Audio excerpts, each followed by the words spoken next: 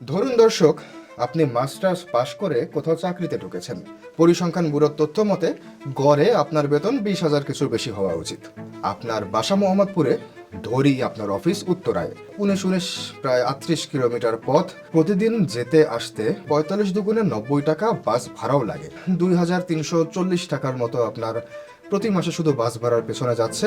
বছরে প্রায় 28,000 টাকার মতো, 5 বছরে 1,40,000 টাকা। আপনি চিন্তা করলেন 5 বছরে এই 1.5 লাখ টাকা আমি বাস মালিককে কেন দেব? এই 1.5 লাখ টাকা দিয়ে আমি একটা বাইক কিনে ফেলি, তাহলে 5 বছর পরে আমার শুধু সময় বাঁচবে তা না, আমার একটা অ্যাসেটও থেকে গেল। ব্যাংকে গিয়ে আপনি জানতে পারলেন ঋণ নেওয়ার মুরদ নেই আপনার, কারণ আপনার বেতন মাত্র 20,000 টাকা।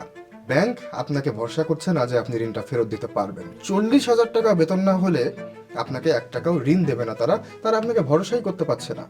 এখন দর্শক, সারমর্মে আসি। বাংলাদেশে এখন পর্যন্ত 2,84,000 কোটি টাকা ঋণ নিয়েও সময় মতো ফেরত দেয়নি এরকম মানুষ অসংখ্য। এই ঋণ খেলাপি কিন্তু বড় বড় কেউকেটা ব্যবসায়ীরা, যাদেরকে ঋণ দিতে খুব পছন্দ করেন ব্যাংকওয়ালারা, যেমন সায়েম সোবার আনবিরের বসুন্ধরা গ্রুপ, সালমান এফ রহমানের বেক্সিমকো গ্রুপ কিংবা এস আলম গ্রুপ, সিংহভাগ ঋণই তাদের।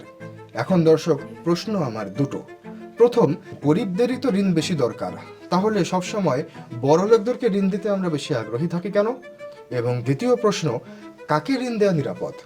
যে ব্যক্তি দেশের বাইরে যাওয়ার কথা কোনোদিন ভাবতে পারে না, দিন শেষে ওই ঢাকার ভাড়া বাসায় ফেরত যেতে হয়, তাকে? আর নাকি যে আপনার ঋণের টাকা নিয়ে দেশের বাইরে চলে যাবে আর কোনো দিন ফিরে আসবে না, তাকে? আমাদের যে ব্যাংকিং সিস্টেম, এটা আসলে প্রজার জন্য গড়ে ওঠেনি, রাজার জন্য গড়ে উঠেছে। এখান থেকে প্রজারা লাভবান হচ্ছে খুব কমই, বরং রাজারা ঋণও তারাই পাচ্ছেন, আবার ধনী তারাই।